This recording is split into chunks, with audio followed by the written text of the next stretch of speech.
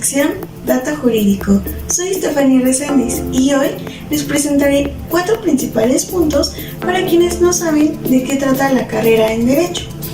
Lo primero que debes saber acerca de qué trata la licenciatura en Derecho es que dicha carrera es una de las mejores opciones académicas que tienen las personas interesadas en los derechos humanos y el cumplimiento de las leyes en la sociedad.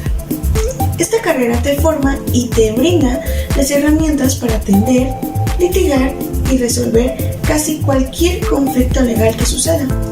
Al ser esta una profesión importante tanto para el país como para el mundo, el sector educativo se preocupa por garantizar que los especialistas de esta licenciatura estén realmente calificados. Es por esto que el programa de estudio de dicha carrera es muy alto y profundo. Al concluir los estudios de preparatoria, debes proponerte continuar tu educación por medio de una carrera universitaria atractiva y además que te apasione realmente. ¿Te gustan las leyes? Bueno, pues a continuación te mencionaremos 5 cosas que aprenderás sobre de qué trata la licenciatura en Derecho si optas por cursar esta carrera. Número 1. Argumentación jurídica. Si tenías dudas sobre de qué trata la carrera de Derecho, debes saber que la argumentación jurídica es uno de los pilares fundamentales.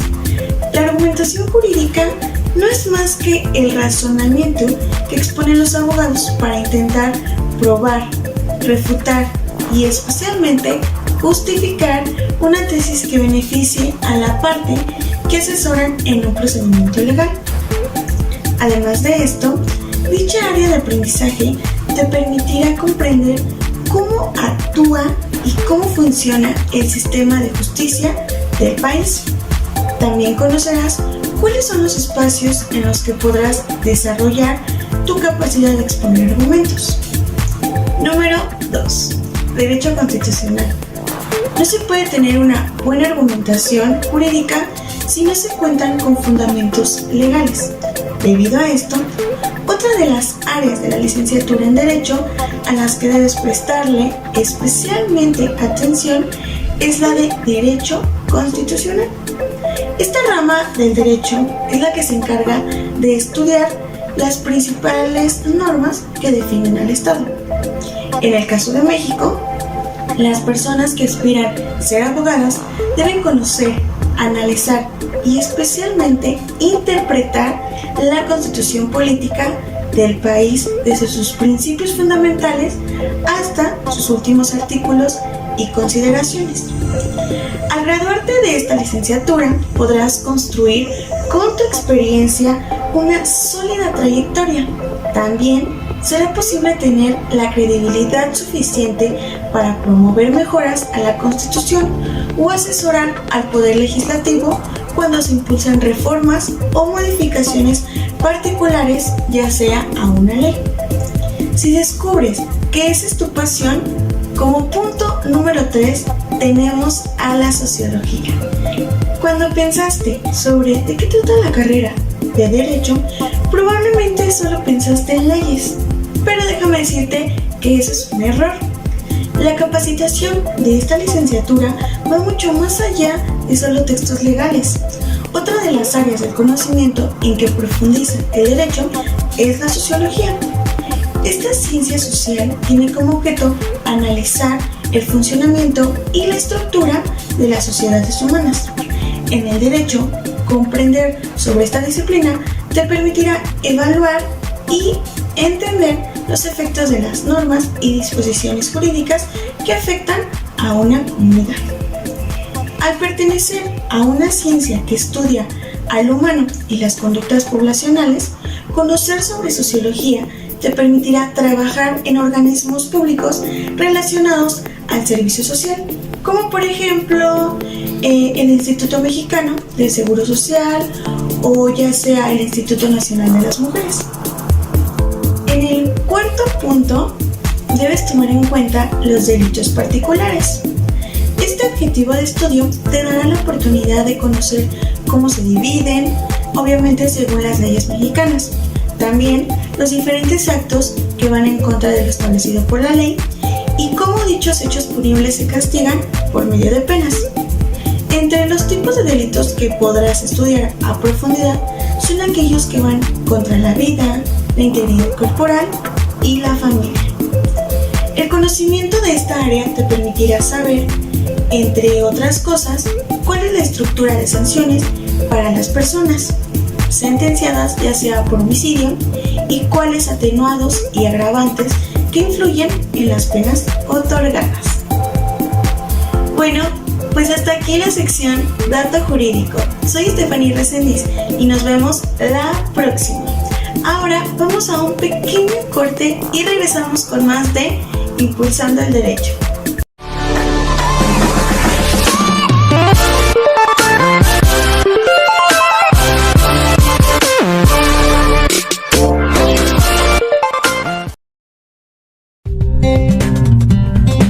La principal función del Poder Judicial es resolver los conflictos que surgen entre las autoridades municipales, estatales y federales con incumplimiento de la Constitución. El Poder Judicial está compuesto por la Suprema Corte de Justicia de la Nación, el Tribunal Electoral y los tribunales y juzgados de distrito. La Suprema Corte de Justicia está formada por 10 ministros y un presidente que se reúnen en pleno para resolver los conflictos relacionados con el incumplimiento de la Constitución. También revisan las nuevas sentencias dictadas por otros órganos del Poder Judicial. Los 11 ministros son asignados por el Senado por un periodo de 15 años sin derecho a reelección. El Tribunal Electoral resuelve cualquier conflicto en relación a materias electorales. Está compuesto por la Sala Superior y por 5 salas regionales. Todos los magistrados son autorizados por el Senado. La Sala Superior la integran 7 magistrados durante 9 años. Las salas regionales la integran 3 magistrados durante 9 años. Cada estado cuenta con su tribunal de circuito y juzgados de distrito. Son los jueces encargados de resolver conflictos de incumplimiento de la ley en relación en materias como penal, administrativa, civil y del trabajo. Además, deberán proteger las garantías individuales y los derechos político-electorales de las personas. ¿Qué tal? ¿Cómo están? Muy buenas tardes. Bienvenidos a su programa Impulsando el Derecho a través de la plataforma UAVisión. Gracias por acompañarnos en esta tarde. Y bueno, hoy estamos en la sección con la maestra Nancy Flores, en donde vamos a abordar obviamente un tema dentro del ámbito familiar y a quien le doy la más cordial bienvenida. Maestra, ¿cómo está? Buenas tardes. Buenas tardes, maestro. Muchas gracias. Estamos muy bien. Gracias. Qué bueno, ya regresando de las vacaciones. Sí, ¿verdad? Ya con las pilas recargadas nuevamente aquí. Perfecto. Pues maestra, díganos a quién nos trae como invitada el día de hoy para hablar un tema interesante. Claro que sí, maestro. Para mí es un honor y un placer que esté con nosotros el día de hoy la maestra Frida González. Está con nosotros el día de hoy. Ella es licenciada en Derecho, es maestra en Amparo y desde hace algunos años especialista en materia de Derecho Laboral y aparte Amparo. Perfecto. Pues maestra, bienvenida a su programa Impulsando el Derecho. Gracias. Gracias. Vamos a abordar un tema que, a mí me gusta mucho la materia familiar y más cuando lo platico con la maestra Nancy y ahora que traigo una invitada, pues creo que va a ser un excelente programa. Vamos a abordar algo que siempre hablamos nada más de los alimentos y del deudor alimentario, pero creo que vamos a ir un poquito más allá. Y lo vamos a hablar enfocado a las obligaciones que tiene el patrón en relación a esta pensión alimenticia. ¿Qué les parece? Sí, me Buen tema, ¿no? Claro que sí, excelente. Obviamente, para que el auditorio conozca un poquito más y antes de entrar de lleno hacia el tema de las obligaciones que tiene el patrón en relación a esta pensión alimenticia, maestra, ¿qué le parece si empezamos por ahí primero? ¿Qué es una pensión alimenticia? Claro que sí, maestro. Los alimentos son muy importantes para todas las personas. Entonces, en esta parte de la familia, recuerden ustedes que van a existir derechos y obligaciones. Claro. Y no nada más de progenitores hacia los menores, sino va a abarcar muchísimas personas como lo vamos a ver más adelante. Pero entonces, la pensión alimenticia es esa necesidad que tiene una persona para poder satisfacer todas sus necesidades básicas, ¿sí? Y estos alimentos no comprenden solamente la comida como muchos, como algunos pudieran llegar a pensar. Los alimentos van a comprender desde lo que es evidentemente el alimento, ¿no? La comida, pero también la habitación, el vestido, las atenciones médicas. Incluso cuando hablamos nosotros de menores, estamos hablando de estas cuestiones educativas, cuestiones recreativas, ¿sí? Por ejemplo, en la Ciudad de México, maestro, esta parte de ¿qué comprenden los alimentos? La legislación nos señala, en menores va a comprender justamente esta parte que hablábamos en cuanto a la educación y en cuanto a cuestiones recreativas. Viene otra fracción que nos señala en cuestiones de embarazo. En cuestiones de embarazo, entonces aquí ya tiene que contar también como la parte de la gestación y las atenciones o cuidados que se tienen que establecer en estas personas. Viene también una fracción muy importante en la cual nos aborda a los adultos mayores. Entonces, los adultos mayores también requieren estos tipos de alimentos, pero también se señala que si es posible, pues se integren al hogar del deudor alimentario, ¿no? Entonces, en esta parte de los alimentos vamos a tener un acreedor alimentario y un deudor alimentario. ¿Quién va a ser el acreedor? El acreedor es la persona que necesita, que requiere estos alimentos, mientras que el deudor es la persona que se encuentra obligada a proporcionar los alimentos. Entonces, de ahí pudiéramos nosotros tener esta parte de pensión alimenticia. Cuando se habla de una pensión alimenticia, es justo estas demandas que se llegan a instaurar en materia familiar con el juez de lo familiar. ¿Para qué? Para que se puedan solventar las necesidades básicas de quien así se considere como un acreedor alimentario. Qué bueno que empezamos por ahí y abordamos el tema y acotamos qué es la pensión alimenticia, porque suele suceder que como escuchamos alimentos pensamos que es nada más para sufragar esa alimentación del menor, y con este contexto que ya nos dio y que es muy amplio lo que abarca los alimentos, incluso también esa etapa de gestación y obviamente también la recreación, pues obviamente nos damos cuenta entonces que es muy amplio esa parte de los alimentos y no nada más lo vamos a dejar en el concepto común y corriente que lo conocemos como alimentos, alimento que necesita el menor pues para su subsistencia. Ahora bien, bueno, ya lo vimos desde el punto de vista que son los alimentos y nos acaba de hablar de dos cosas importantes, acreedor y deudor alimentario. Ya me quedó claro, o nos queda claro, que el acreedor es la persona que necesita los alimentos, pero cuando hablamos de deudor alimentario, entonces en ese contexto es muy amplio, ¿quiénes se encuentran obligados entonces a proporcionar una pensión alimenticia? Ok, en primer lugar tenemos a los progenitores. Los progenitores, estamos hablando de los padres, ¿sí? Quienes van a tener esta obligación de brindar los alimentos a los hijos. Y aquí me gustaría hacer un paréntesis, maestro, y señalar que sí son los progenitores, son los padres. Y hablando del progenitor, del papá del varón, siempre que esté reconocido, porque a veces llegan incluso estas consultas en las cuales, pues bueno, sí es el papá, pero no tiene sus apellidos. No es que no se pueda hacer, por supuesto que sí, pero ya es otro tema porque primero se tendría que dar el reconocimiento de paternidad. Pero bueno, ese ya es otro punto, pero sí se encuentra obligado a otorgar o proporcionar estos alimentos. ¿Okay? Entonces, en segunda instancia tenemos, por ejemplo, a los ascendientes. ¿Quiénes van a ser nuestros ascendientes más próximos? Pues nuestros, en este caso, los abuelos si estamos hablando de un menor, ¿sí? Entonces, ellos tendrían también la obligación de brindar alimentos en caso de que el más próximo, o sea, de que el papá o la mamá no puedan cumplir con estas obligaciones alimentarias. Bien. Aquí es importante recalcar ese punto que nos acaba de decir, maestra, que si bien es cierto, a veces la mamá tiene al hijo y resulta que lo registra como madre soltera, con sus apellidos, y en un momento dado se ve en la necesidad de mandar esa pensión alimenticia, qué bueno que lo recalcó. Primero entonces hay que llevar un juicio, ¿para qué? Para que se reconozca al hijo, ¿no? Para que entonces quede acreditada esa relación filial, que el papá del niño es el que podemos demandar, porque obviamente no lo podemos demandar si aún no hemos acreditado que él es el papá. Exacto, entonces primero necesitamos este reconocimiento por parte del progenitor del varón para que así ya se pueda dar cumplimiento efectivo a esta pensión alimenticia. Pero aparte de los ascendientes más próximos, también tenemos, pueden ser los hermanos de los mismos progenitores, ¿sí? O hasta los parientes hasta el 4º grado. Ya referíamos que podían ser tíos, bueno, dependiendo del grado, tíos, primos que pudieran estar hasta el 4º grado, siempre que cuenten con la posibilidad de poder otorgar estos alimentos a los menores. No es de que, o sea, a lo mejor no cuentan con esa necesidad, no, se tendría que valorar, se tendría que realizar un estudio socioeconómico para ver si realmente cuentan con esa posibilidad de otorgarle los alimentos, en este caso a lo mejor a un menor. Y cuando hablamos de los adultos mayores, pues viene siendo pues casi lo mismo, ¿no?, que aplican.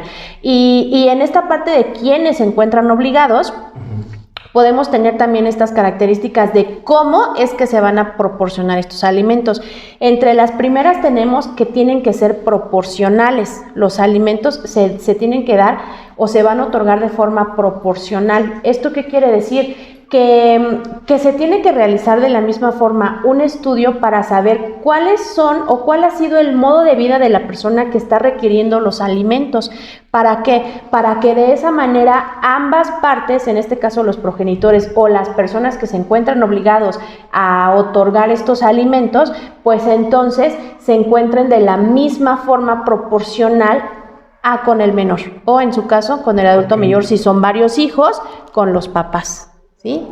Perfecto, esto es súper importante y también obviamente hay que atender que si son de alguna manera proporcionales, pues también tanto a las necesidades que tiene el acreedor como también a las posibilidades económicas que tiene ese deudor alimentario, ¿cierto? Exacto, porque muchas ocasiones llegan las personas que acuden a nosotros y nos comentan, no, lo que pasa es que a mi comadre le dieron el 50% y yo quiero el 50% de su sueldo. No, las cosas no son así. Entonces recuerden que justamente se tiene que valorar esta parte en la cual cuáles van a ser las necesidades de cada persona y si el otro puede realmente otorgar esto que se le está solicitando. Entonces, cuando se solicita o se demanda esta pensión alimenticia, el juez va a determinar de una forma provisional y entonces por eso es que se va a desarrollar todo un juicio y a través de las pruebas es que nosotros vamos a poder acreditar o no la veracidad de esto que le estamos solicitando al juez. Y una vez ya concluida esta etapa probatoria, los alegatos, viene una etapa resolutiva que ya se va a dar una sentencia definitiva en la cual estos alimentos o este porcentaje va a quedar de forma definitiva, ¿sí? Ya van a existir distintos medios en los cuales si no estás conforme, pues lo puedes interponer ante la autoridad, pero sí es importante esta parte señalar que desde un inicio de una demanda de pensión alimenticia te lo van a determinar de forma provisional. Y en ocasiones para que esto no llegue a omitirse, pues entonces lo podemos solicitar en una medida provisional. ¿Para qué? Para que el juez nos lo otorgue de forma provisional y ya durante el proceso, durante que va del juicio, pues se va a poder acreditar si realmente necesitaba estos alimentos o no. Perfecto. Atendiendo a que ahorita nos acaban de decir quiénes son esos deudores alimentarios y que se tiene que fijar una pensión provisional o en su momento definitiva, maestra Frida, yo le pregunto entonces, sabemos que el trabajador o el deudor alimentario tiene un empleo, ¿sí? Y como se le está demandando la pensión alimenticia, pues obviamente sabemos dónde trabaja, sabemos que esos ingresos que tiene, pues de ahí podemos cobrar esa pensión alimenticia. Y aquí lo prudente es, obviamente, que se le descuente de ahí de sus ingresos. Mi pregunta va encaminada a lo siguiente, entonces. ¿Cuál es el papel? ¿Qué rol juega aquí el patrón? ¿Cuáles son las obligaciones, entonces, que tendría el patrón de ese deudor alimentario? Ok, aquí el patrón va a jugar solamente el papel de obligado solidario, ¿no? Recordemos que esta orden del juez que va directa a la empresa viene de una obligación principal, que en este caso es el juicio de alimentos, ¿no? O sea, el patrón no es parte en el juicio, solamente va a responder como obligado solidario. Entonces, a petición de parte, en este caso la acreedora alimentaria, que ya solicitó al juez, oye, descuéntale a esta persona que hace el deudor, solamente el patrón va a responder o va a contestar únicamente lo que le está solicitando el juez. No se va a meter que si tiene o no tiene. O sea, si el juez le está ordenando se le descuenta los salarios ordinarios o extraordinarios, ya sea el 15, 20, 25% según lo que haya designado el juez, es lo que únicamente va a responder. En caso de no ser caso omiso de lo que le está ordenando el juez, en este caso va a responder como obligado solidario, porque ya hay medidas de apremio donde en el mismo oficio le está diciendo el juez, sabes que si no me lo descuentas o si no le quitas, tú me respondes como obligado solidario. Para que al público que está siguiendo la transmisión le quede un poco más claro y en términos más lisos y llanos, ¿qué vamos a entender por ese deudor u obligado solidario? Ok, y el obligado solidario es en caso de que tú no me respondas, tú me pagas. O sea, ella me debe, no me paga, me sigo con el otro. Esa es la persona, esa es la figura de obligado solidario. En caso de que tú no, tú respondes. Ok, muy bien, muchas gracias, Frida. Y en este caso, en este oficio que tú ya nos haces mención, ¿qué recomiendas que nosotros abogados en materia familiar debemos solicitar una vez que nosotros solicitamos que se gire el oficio al empleo para saber a lo mejor a cuánto ascienden sus ingresos, ¿no? ¿Qué más nosotros deberíamos de solicitar en ese oficio? Ok, sí, es buena pregunta porque siempre llegan los oficios y nada más ponen nada más solicitan descuéntame el 15, 20, 25%, ¿no? Entonces el patrón se queda así, ok, ya lo desconté, pero no sé a quién se lo voy a pagar, no sé cómo se lo voy a pagar, si en cheque o en efectivo o dónde se lo deposito, ¿no? Entonces muchas veces esa parte es la que hace falta. Claro. Y el patrón se queda así como de, ok, y luego a quién se lo pago, ¿no? Porque no sé ni siquiera es el nombre de a quién se lo voy a dar. Entonces sí, por favor, se les pide a los litigantes que por favor nos ayuden en esa parte, ¿no? De como esa petición de parte precisamente, decir, ok, una vez descontado, una vez retenido, por favor, se lo depositas en esta cuenta a nombre de esta persona o en cheque o billete de depósito, ¿no? O sea, sí es necesario porque luego el patrón sí lo retiene, ya lo descuenta, pero dice, no sé a quién se lo voy a pagar, ¿no? Entonces sí es importante esa parte. Ok, muy bien. Y por ejemplo, se me ocurre ahorita, ¿qué pasa con estas prestaciones? Porque pues sabemos que se tiene que realizar a lo mejor el porcentaje, 20% de descuento, ¿no? De forma provisional o definitiva, como sea. Pero sabemos que abordan pues diferentes prestaciones como esas que ya nos mencionabas hace un momento respecto a las prestaciones ordinarias y extraordinarias. ¿Serías muy amable de explicarnos a qué se refieren esas prestaciones? Ok, sí, el salario ordinario es el salario diario nominal, es tu salario diario, el que percibe diariamente, ¿no? Y los salarios extraordinarios son todas aquellas aguinaldo, prima vacacional, prima dominical, todas las primas, ¿no? Vales de despensa, todas las prestaciones externas, como su nombre lo dice, que se perciben, ¿no? Entonces, pero eso lo va a ordenar el juez. Y el juez también dice de tus ordinarios solamente va a ser de los ordinarios. Si te dices ordinario y extraordinario, van a ser de los dos. Ya sea quincenal, semanal o mensual, según lo ordene el juez y según como lo pida también la parte, en este caso la actora en el juicio de alimentos. Ok, entonces por esa razón sería importante que nosotros desde un inicio en esta materia familiar solicitemos que se realice este descuento o que se retenga esta parte de prestación ordinaria, extraordinaria, que se señale incluso hasta el número de cuenta, ¿no? Así es. O como en cheque, no sé, como gusten, ¿no? Ahora sí que esa petición de parte y el patrón solamente va a hacer caso a lo que le está ordenando el juez, ni más ni menos. Tú me pides nombre completo y correcto, el mismo que te lo doy. Salarios, el mismo que te lo doy. Categoría, el mismo que te lo doy, ¿no? Ya no se va a meter a más, porque él no es parte en el juicio de alimentos, entonces solamente va a hacer caso a lo que le está ordenando en este caso el juez de alimentos. No puede ir más allá de lo que le está pidiendo. Nada más. Él no puede expresar que dice, bueno, como pues me dice que le pague y no me dice la forma, pues yo voy a depositarle, o yo le voy a decir que venga. Es mejor precisar exacto, para que quede claro, ¿no? En el exactamente. que se está dirigiendo al... Sí, porque también el patrón, si no responde, o sea, si ya se los descuenta, pero en caso no se los ha depositado, no se los ha entregado, pues el patrón es obligado solidario, ¿no? Y en el mismo oficio que ordena el juez, ahí le está diciendo, y cita el fundamento legal donde dice, sabes que tú respondes como obligado solidario. Entonces el patrón para, pues en este caso, tener asegurado él, su patrimonio de, en este caso, la empresa, pues decir, señálame por favor el cheque o la forma de pago, ¿no? Como quieres que...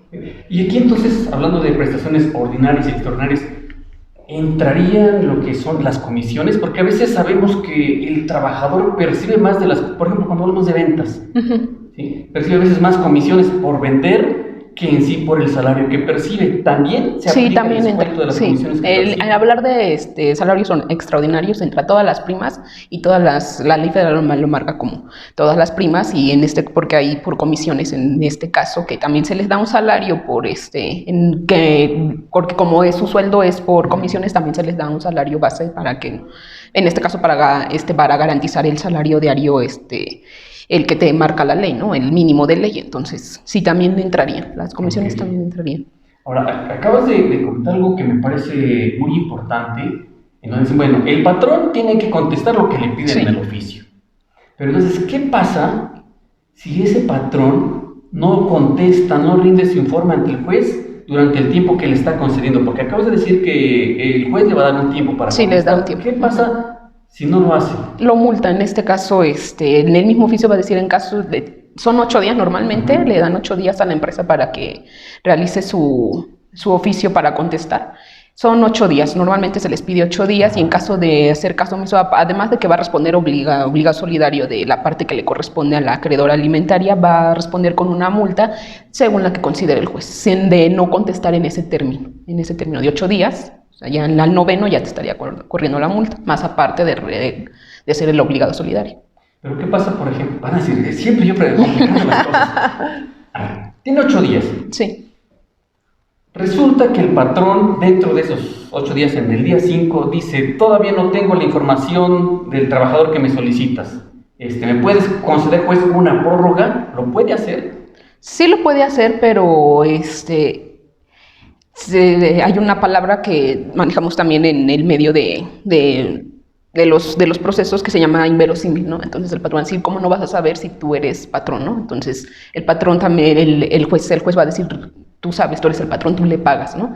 Entonces, ¿cómo me puedes decir que no tienes o no sabes, ¿no? Entonces ya caería ahí entonces en un posible fraude, que también a lo mejor al juez no le va a interesar en ese momento, pero va a decir, tú me respondes como quieras, pero me respondes. Ok. Porque en ese caso quizás hasta la otra parte, no sé, quiero suponer que, por ejemplo, si el patrón le está diciendo al juez, no sé, actualizamos nuestra base de datos y todavía no encontramos, sabemos que sí trabaja, pero no sabemos todavía el monto real de lo que está percibiendo, ¿no? Concédeme una prórroga de 5 días más, en el entendido que está contestando el término de los 8 días. Ahí se puede inconformar la otra parte que diga, oye, juez, ¿por qué le estás concediendo esa prórroga si primero le habías dicho que 8 días? Sí se puede inconformar, porque el venir ya de un juicio de alimentos, y en este caso si ya tiene la provisional, pues se podrá decir que es una cosa de mayor necesidad, ¿no? No estamos jugando, porque estamos hablando de menores, entonces en este caso sí se puede inconformar, pero aquí como estamos hablando de menores, entonces el juez solamente va a decir, tú tienes estos días y no me interesa porque estamos hablando de menores de edad, ¿no? Entonces, claro. Ok, muy bien, muchas gracias, Frida. Y por ejemplo, en este caso sabemos que pues a veces existen simulación de actos, ¿no? Entonces, ¿qué procedería en caso de que en esta pensión alimenticia y por parte del patrón, del trabajador, llegaran a existir algún tipo de simulación de acto? Sí, de la parte patronal, Ajá, ¿no? de la Okay, parte sí. patronal. Sí, es muy sabido y conocido que se llega de esa parte de ahí te doy tanto en efectivo y tanto te lo deposito y tanto declaro, ¿no? Que en esa parte el patrón, el juez no se va a meter en eso. El juez solamente va a ordenar cuánto ganas y cuánto te van a descontar, ¿no? Según la pensión. El juez no se va a meter si tu patrón haces simulación de pagos o no, si le haces fraude alzado, al patrón no le interesa, ¿no? El patrón, el juez solamente va a decir, a mí me descuentas esta parte, me lo retienes y ya, ¿no? O sea, porque hay que acordarnos que la parte el que afirma está obligado a aprobar, ¿no? Entonces, si la parte... Ok, sí, pero por ejemplo aquí el acreedor alimentario, ¿qué pudiera llegar a realizar en esta simulación, por ejemplo? Tiene que ir, o sea, para empezar ella tiene que ver bien a dónde está cayendo la simulación, ¿no? Porque es muy difícil también probar la simulación de acto, ¿no? Entonces, si en este caso, porque por ejemplo te doy de alta con un salario en el IMSS, pero el real no es el que te estoy pagando, a lo mejor te estoy pagando más, ¿no? Entonces muchas veces es lo que pasa, pero la acreedora en este caso de los alimentos puede ir a hacer la queja correspondiente ante en este caso la Secretaría de Trabajo y Previsión Social, ¿no? Para que se hagan las auditorías y las intervenciones correspondientes de esas autoridades, del SAT, Infonavit, SAR y todos los que se le tenga que descontar. Tendría que ir a la Secretaría de Previsión Social para que ahí se incorpore y diga, ¿sabes qué? Es que esta persona me está haciendo simulación de actos o no está pagando lo que realmente, ¿no? Entonces... pero tendrá que probar, ¿no? Estamos hablando de otro procedimiento administrativo. Estamos hablando y en este caso, exacto, pero se está quejando, en este caso la acreedora alimentaria, no se está quejando directamente el trabajador, porque él se tendría que quejar, tendría que ser el trabajador, ¿no? Entonces tendrán que llamar esta parte y es otro procedimiento alterno, ¿no? Ya es administrativo, pero sí ya tendría que directamente con otra autoridad para que las autoridades realicen las intervenciones, las auditorías correspondientes. Bueno, pero en este caso el deudor, pues nosotros también conocemos a veces estas situaciones en las cuales pues se pone de acuerdo, ¿no? Con esta parte de la empresa y pues evidentemente no le conviene tampoco, no le conviene, ¿no? exactamente. Sí, porque luego en eso, luego los trabajadores tratan de decir, ay no, por favor. De omitir ¿no? alguna parte. Sí, sí pasa. Claro, pero entonces sí, el acreedor alimentario sí le puede decir, ¿sabes qué, juez? Yo sé que el deudor ganaba en la empresa 30,000 pesos y ahorita casualmente la empresa dice que le paga 15. Sí. Se lo puede hacer del conocimiento al juez y ahí mismo decirle, mira, es más, yo aquí tengo recibos donde le pagaba. Sí lo puede hacer. Conmigo, mira, aquí es más, porque las mujeres, la verdad, son bien, buenas investigadoras. buenas investigadoras y además buenas administradoras. Entonces, mira, pues, aquí tengo que en el recibo que le pagan, dice que 30,000 pesos. Y ahora dice el patrón que son 15,000 pesos. O sea, se le puede hacer el Sí, se le puede hacer el conocimiento al juez, pero volvemos a lo mismo. El juez no se va a meter en eso. El juez va a decir, ok, eso ya es ante las autoridades laborales, ¿no? Porque estamos hablando de disminución de salarios. Entonces, si además el patrón de contestar el oficio tiene que anexar sus recibos, ¿no? Sus recibos que acordemos que ahorita ya están obligados a emitir recibos de FDI, ¿no? Donde tienen una clave donde se puede escanear y automáticamente te manda a la página del SAT, ¿no? Y entonces si está registrado ante el SAT, el juez va a decir, pues es que está registrado, ¿no? Claro. Y el juez y el patrón bajo protesta de decir va a decir, pues es que bajo protesta de decir verdad es el último percibido en los últimos 30 días, ¿no? Claro. Entonces creo que lo que acabas de mencionar sería un elemento importante que debemos pedir en el oficio, que el patrón anexe los documentos con los cuales se acredite el salario que está percibiendo el trabajador, ¿no? Para que vaya bien, porque si no... Exacto.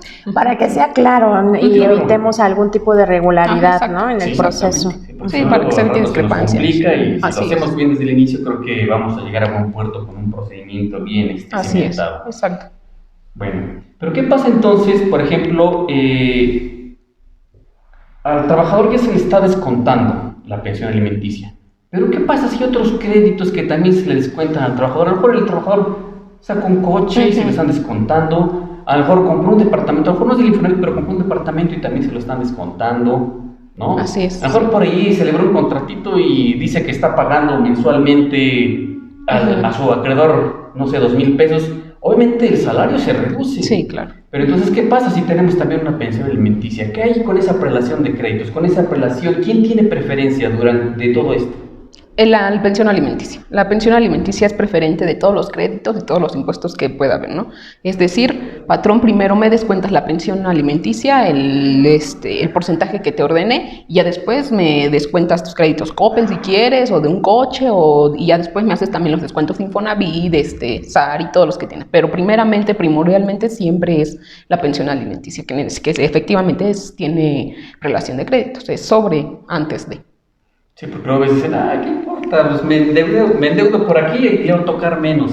Así entonces, es, sí. Se le va a descontar la pensión alimenticia tomando en cuenta el salario íntegro antes de que se le apliquen esos descuentos. Claro, primero. Claro, y aquí entraría esta parte de las características mismas de los alimentos, ¿no? En las cuales los alimentos van a ser preferentes, o sea, van a entrar primero unos alimentos, la pensión alimenticia, y posteriormente sus distintas deudas que pudiera llegar a tener, ¿no? Muy bien. Oye, Frida, y en caso de que el trabajador se decrete en su área laboral o en la actividad que esté realizando alguna incapacidad, ¿qué pasa aquí? Porque sabemos que pues de la misma forma el trabajador pues tiene que seguir cumpliendo con esta parte de su pensión alimenticia, pero por ejemplo, ahí el patrón, ¿qué es lo que tiene que hacerle saber al juez? ¿Qué pasa? Ok, sí, cuando ya estamos hablando de una incapacidad es porque el IMSS se la está pagando, ¿no? Entonces ahí está el porcentaje que le está descontando, que le está pagando el IMSS, y por favor, pues gírale oficio al IMSS para que el IMSS ahora haga la obligación, ¿no? Porque patrón, yo no le estoy pagando ella, le está pagando el IMSS, entonces giro el oficio al juez para que el juez gire el oficio, obviamente, al IMSS, donde le solicite al IMSS que por favor le haga el descuento de la pensión alimenticia. Claro, y esta parte es muy importante también que nosotros la sepamos y que incluso los acreedores alimentarios tengan conocimiento. ¿Por qué? Porque se llegan a dar estas situaciones y en ocasiones pues se llega a dejar de percibir una pensión alimenticia, ¿no? Y entonces saber también ahí pues cuál es la razón, y en este caso pues la empresa, evidentemente el patrón tiene que estar protegido y entonces se van a girar evidentemente estos oficios. ¿Para qué? Para que entonces alguien más dé cumplimiento con esta pensión alimenticia, ¿no? Y todo dentro pues de la ley, ¿no? Exactamente, así es. Muy bien. Sí, interesante este tema, agradezco que nos sigan en esta transmisión. Recuerden que pueden ver este programa y todos los anteriores en nuestra página de Facebook, donde estamos como Impulsando el Derecho. En Instagram y YouTube nos encuentran como Impulsando el Derecho MX. Agradezco los mensajes, los saludos, comentarios que nos acaban de enviar.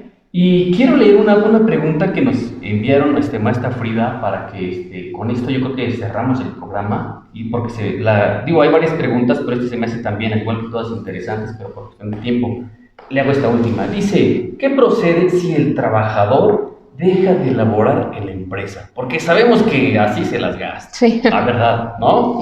Quienes nos dedicamos a postular sabemos que pues de mal fe a veces hasta el abogado es el que le aconseja. Sí, tristemente. Salte de ahí, ya no te van a descontar. Digo, es un mal consejo, una mala orientación, Claro. que desafortunadamente hay muchos abogados que lo hacen, cosa que no considero desde mi punto de vista, y creo que lo van a compartir, no es ético. Pero ¿qué pasa entonces ahí, maestra?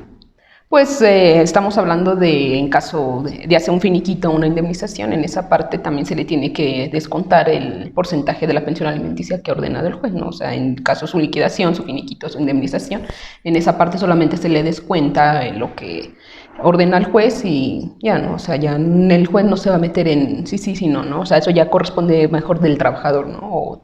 Ni siquiera, o sea, sí se puede también conformar la beneficiaria, en este caso la beneficiaria la que va a recibir, pero pues volvemos a eso, otro procedimiento, tendrá que probar lo que está diciendo, ¿no? Entonces, solamente el patrón va a decir, pues te descuento lo que te retengo, lo que se le voy a entregar a la acreedora alimentaria, y el resto, pues eso es para ti, ¿no? Y después de los impuestos, obviamente. Claro. Okay. Sabemos que en los oficios, ya es un formatito que viene en el juzgado, y dentro de ese oficio que se gira al patrón, pues ya aparece esa parte, ¿no?, insertada dentro del oficio. Exacto. En donde en caso de renuncia o Exacto. despido del trabajador, pues se le retengan aquellas prestaciones exacto. que haya originado y que por concepto tenga derecho, ¿no? Sí, exacto, así es. El formatito. Pero entonces, ¿qué pasa? Ya dejó de elaborar. Le toca entonces a la acreedora alimentaria investigar, ¿no? Ahora, ¿a dónde se fue a trabajar? En esa parte sí la tendrá que solicitar con el juez, ¿no? También ya una vez que sepa, pues decirle, ahora ya trabaja aquí, por favor, vuelve a mandar el mismo oficio para que me vuelvan, o sea, que vuelva otra vez a descontarle. Así es, y entonces otra vez se vuelve a complicar esta parte de poderle dar cumplimiento a lo que son los alimentos, ¿no? Puesto que en algunas ocasiones, no todas, porque también sabemos que hay progenitores muy responsables y que siempre están al cuidado de los hijos. Por eso digo, no siempre, no en todas las situaciones, pero sí esta parte en la cual a veces los trabajadores, pues el progenitor que tiene la obligación de cumplir con sus alimentos deja de elaborar y sí, a lo mejor se le retiene esta parte, ¿no? Del porcentaje que estaba establecido, pero ¿qué pasa después? ¿No? Entonces aquí esta cuestión, sí, al acreedor alimentario es esta parte que le corresponde de investigar, que no tendría por qué investigar, porque la otra persona pues se encuentra obligado a cubrir con estas necesidades, ya sea de hijos, ¿no? O de la persona que tenga designada para cubrir esta pensión alimenticia. Pero entonces sí, a nosotros también, abogados, pues a veces toca esta parte de que se giren oficios nuevamente al Instituto del Seguro Social, ¿no? Que se giren oficios a diferentes instituciones para saber si ahora ya cuenta con otro empleo, que si se encuentra en esta base de datos, etcétera. Entonces, nuevamente se complica y pues se tendría que volver a realizar, ¿no? Una vez que ya se encontró a lo mejor en tal empleo, volvemos otra vez. Que se gire el oficio con las mismas características, etcétera, y entonces es esta parte, ¿para qué? Para poder que las personas que se encuentran necesitadas y que realmente que ya han acreditado que requieren estos alimentos, pues entonces poder hacer efectivo el cumplimiento por parte de la otra persona, ¿no? Y es esta parte que decían, las mujeres sí somos buenas administradoras y todo, pero aparte pues también en este sentido la tienen que hacer de investigadoras y a veces no es tan fácil porque o se dedican a trabajar para poder mantener y cubrir las necesidades de los hijos o en su caso te vas a dedicar a investigar en dónde está la otra persona para dar cumplimiento. Entonces a veces sí se complica, pero bueno, al final del día es dar el cabal cumplimiento, ¿no? A nuestra figura de los alimentos que son necesarios, son muy indispensables, son básicos. Indudablemente muy buen tema, interesante como todos los que platicamos, maestra, con usted. Maestra Frida, compártanos sus redes sociales, números de contacto, pues para quien tenga alguna duda en relación al tema que acabamos de platicar, pues lo pueda consultar. Sí, me pueden encontrar como Frida RG en Facebook y en Instagram y bueno, y en la página de internet www.fedeyan.com.mx para que desde ahí puedan también consultar y se les resuelven sus dudas. Perfecto. Muy bien, maestra Nancy, sus redes sociales, números de contacto y bueno, para que quienes quieran la asesoría completa o llevar un juicio, pues las puedan consultar. Claro que sí, maestro. Muchas gracias. Me pueden encontrar como Nancy Flores en Facebook, en Twitter como @NancyConfilegal. Y nos encontramos en la consultoría Configrafía, en Dr. Jiménez número 47, oficina 69. Perfecto. Bueno, pues yo me despido de todos ustedes. Mi nombre es Abraham Uriostegui. En Facebook y en Instagram me encuentran como Abraham-Uri-Boy y en Twitter como Abraham.uri.boy. Muchas gracias por habernos acompañado en esta transmisión. Recuerden que estamos transmitiendo los miércoles, jueves y viernes a partir de las 7 de la tarde. Me despido de todos ustedes, deseándoles que tengan una excelente tarde. Hasta la próxima.